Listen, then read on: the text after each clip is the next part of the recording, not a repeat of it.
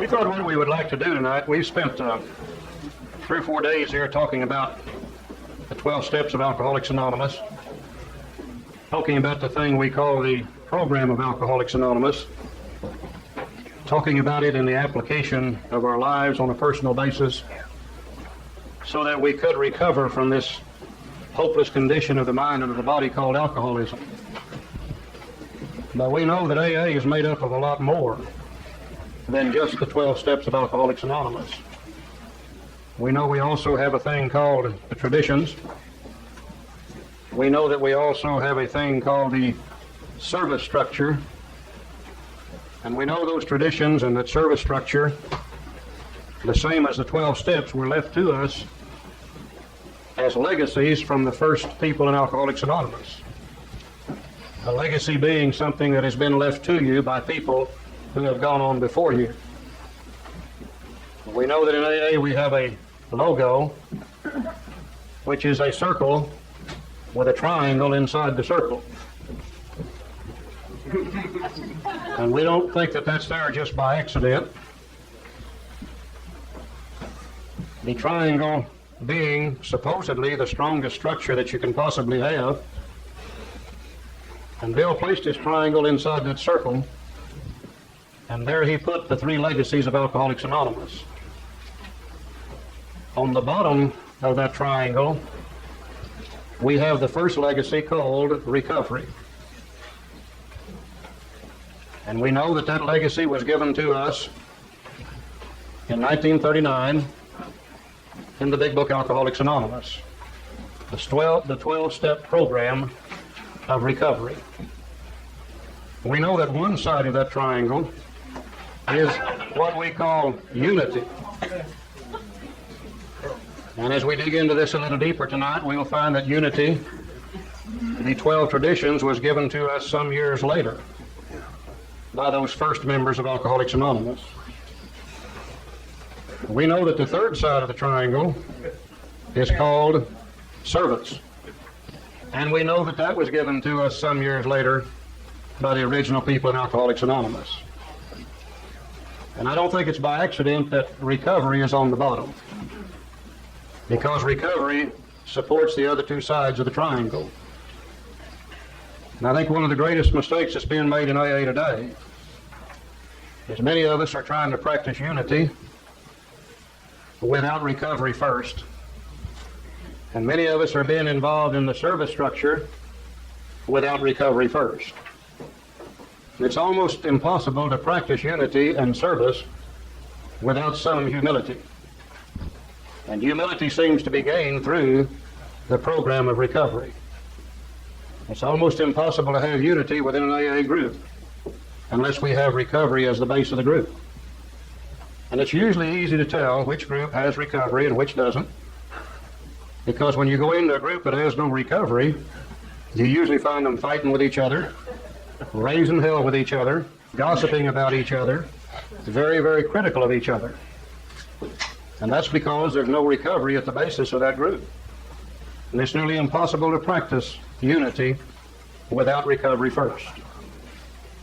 It's very easy to go into one of our service areas and determine whether there's recovery there or not, because it's hard to do good service work and practice the tolerance and patience needed for it in service work unless you've got recovery at the base of it. So I don't think it's by accident that recovery is the basis. Now, some of the highlights of our AA history, we've already talked about them to a certain extent, and we'll kind of discuss them a little and as we go along tonight. We know that one of the beginning points of our whole fellowship was when Ebby visited with Bill and tells Bill his story in the latter part of November of 1934. And as we've already talked, Bill went into the town's hospital in the early part of December. After withdrawal, he applied the little practical program of action from the Oxford groups and had his spiritual experience in December of 1934. We know that from December through May, Bill did his best to work with other alcoholics in New York City, knowing that if he was to keep what he had, he would have to give it away. But as we saw before in Bill's story, he wasn't successful with any of them. Primarily because he talked to them about his great white flash that he had had in that hospital. He talked to them about the need for spiritual recovery, but he never did tell them what was wrong with them. And as we talked in Bill's story, one day while back in the town's hospital, visiting with Dr. Silkworth, he asked him about this. And he said, I've been trying to help other people and none seem to want what I have. And the doctor said to Bill, why don't you tell them what I told you? He said, every alcoholic I know wants to know two things. One, why can't I drink without getting drunk? And two, why can't I quit now that I want to quit? And he said, if you will explain to them the hopeless condition of the mind and of the body, then you'll get their interest. And then you can talk to them about spirituality. And we know it's not by accident that Bill visited with Dr. Bob in May of 1935. And for the first time, he tried that out. And he explained to Dr. Bob the exact nature of his illness. Dr. Bob bought into it immediately and began to practice the program of the Oxford groups to a depth he never had before. And after one more drunk, he recovered, never to drink again. In June the 10th, 1935, he had that last drink in the parking lot of the hospital, that bottle of beer, no cans in those days. And that was the beginning of Alcoholics Anonymous. And of course, those two people were considered to be the co-founders. Probably if Ebby had stayed sober, he would have been considered as a co-founder. But we know some years later, Ebby found it necessary to drink some more. In 1937, the New York AAs separated from the Oxford groups. In 1937, the meeting was held there in Akron that determined the writing of the Big Book Alcoholics Anonymous. And the group in Akron did not want to separate from the Oxford groups at that time. So they continued as members of the Oxford groups.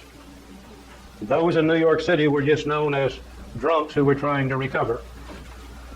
We also know that in 1938, John Rockefeller gave us the $5,000, and the people were very disappointed because they expected much more. And Mr. Rockefeller said, don't come back to me for money anymore. This is all I'm going to let you have. And he said, I really believe money would destroy this outfit. Thank God that Mr. Rockefeller had that idea. The $5,000 went primarily to Bill and Bob to help support them to a certain extent while trying to get this thing off the ground. And as John showed us in the beginning, it was eventually paid back by the fellowship. In 1938, since they had made this decision to write the big book, since they knew there was going to be a lot of money coming in, they decided there had to be some vehicle to handle and control and take care of that money. They knew that if they tried to do it within their groups, that it would destroy them surely. So they formed a thing in 1938 called the Alcoholic Foundation. And if my memory serves me correct, there was 5 people on that foundation. And the purpose of the foundation was to take over the legal function, to handle the monies, to do the things necessary business-wise. It was incorporated in the state of New York, and it was decided to keep all of that business out of the AA meetings themselves. Let the corporation handle it, the foundation. In 1938, Bill began to write the Big Book Alcoholics Anonymous. And somewhere throughout that year and the early part of 1939, they completed the Big Book Alcoholics Anonymous. The actual 12 steps were written either in December or the early part of 1939. In April of 1939, the book Alcoholics Anonymous was published. And the date it was published was the date that we were given our first legacy. And we know that 100 people had recovered by that time through this information contained in the Big Book Alcoholics Anonymous.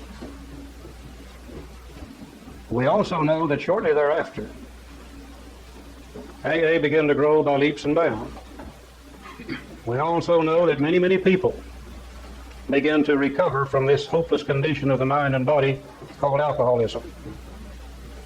Now, we believe today that one of the reasons that they were so good at recovering from that little disease is because they had a program of action, and that program of action was to take people who were absolute emotional basket cases, who were spiritually, physically, and morally bankrupt, who couldn't get along with anybody, period, much less themselves, and to start producing some form of stability within their lives so that they would be able to stay sober and feel good enough to keep that sobriety, to give them some form of emotional stability within their lives so that it wouldn't be necessary to go back to drinking from time to time. Now, I'm not sure whether Bill really realized it at the time he wrote the steps, but we've been able to see this weekend, as we've gone through them, a certain pattern in the writing of the steps. Let's review that for just a moment. We see here the 12 steps of Alcoholics Anonymous, and as you've heard us talking for the last 3 or 4 days, we believe that step 1 tells us what our problem really is, powerless. And if we have a problem, in order to recover from it, we'll have to have a solution. And if the problem is powerless, then the solution is power. Now, after we once see the solution, then it's going to be necessary to know, how do you find that solution? And we've been able to see where Bill took the little practical program of action, the tenets of the Oxford groups, and expanded them into some steps that we refer to as action steps, with the purpose of the action steps being designed to let us find that solution. Now, each one of these steps has a certain idea or a certain action within the step itself. Let's very briefly review what that action would be. Joe, would you talk just for a moment about step 3? Okay, since all action is initiated with a decision, step 3 is the beginning of the recovery program. You know, all action is born in decision.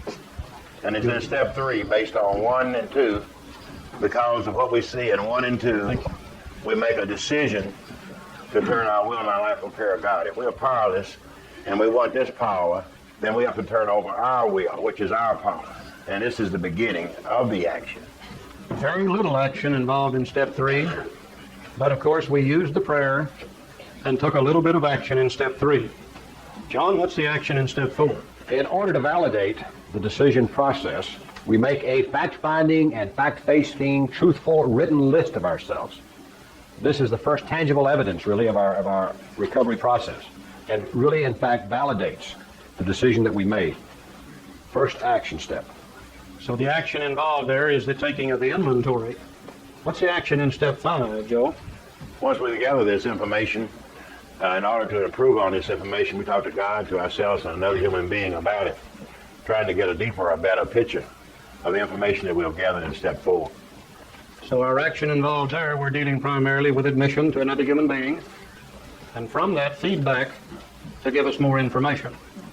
What's the exact action involved in 6, John? Step 6 is to develop an attitude of being entirely ready to have God remove the defects of character. Developing an attitude of being entirely willing and ready. All right, the action here is a thing we call willingness. And as we can see today, if we don't have it, we pray until we get it. What's the action involved in 7, Joe? Having become willing to let go of these things, we ask God to remove them in step 7. Okay, the action implied is the removal of those shortcomings, of course, through prayer. How about the action in 8, John? Step 8 is the beginning of our relation to clean up the wreckage of the past, and we make a list of people we have harmed. What's the action in 9, Joe? In step 9, we make direct amends to such people and clear up our relationship with other people. Okay, one making the list, the other one making the actual amends. Now, there's also an action involved in 10, which we haven't really talked about yet. What would be the action in 10? To continue to do everything that you've done up until this time on a daily basis. Good. That's great. That really is great. Continue to take that inventory. And we're going to find tomorrow, as we begin to look at it, step Step 10 would involve all of the actions taken from 4 through 9 on a daily basis through the continuation of this inventory. What's the action in 11, Joe? 11 is the final action. Through prayer and meditation, we receive God's will. In step 3, we made a decision to turn over our will. And then in steps 4 through 10, we cleared away the thing that blocked us. And now in step 11, we complete the process by receiving God's will. And this is the final step of action as far as our growth. So through the seeking of God's will in step 11, we receive God's will back in our life. Now I think it's very easy to see that each one of those steps from 3 through 11 does entail an action of some kind. Now the result of that action, of course, will be given to us in step 12, having had a spiritual awakening as the result of these steps. We are guaranteed a certain result if we will take those action steps and make them a part of our life. We're guaranteed to have a spiritual awakening. And a spiritual awakening, of course, is the personality change sufficient to recover from that hopeless condition of the mind and body known as alcoholism. So I think it's quite easy to say that this rhythm here, 1, the problem, 2, the solution, 3 through 11 being the action, resulting in a spiritual awakening, will give us what we like to refer to as emotional sobriety. Now there's all kinds of sobriety. There's a little bit of sobriety, there's short-term sobriety, there's dry sobriety, there's white-knuckle sobriety, and most of us have employed and tried those kinds of sobriety, and really we don't get a hell of a lot out of it. But if we will use the 12-step program, and if we will receive the spiritual awakening, then we will be emotionally sober. You know, if I don't use this program in my life, I may be dry, I may be sober, but under those conditions, I'm just about as drunk emotionally as I ever was drunk physically when I was drinking alcohol.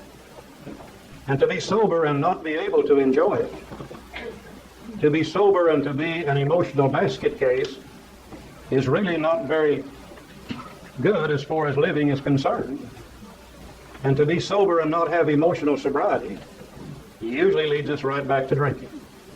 So we can see that the steps are designed not just to get us sober and keep us sober, they are designed to give us that emotional sobriety so that we can stay sober and be happy about it at the same time.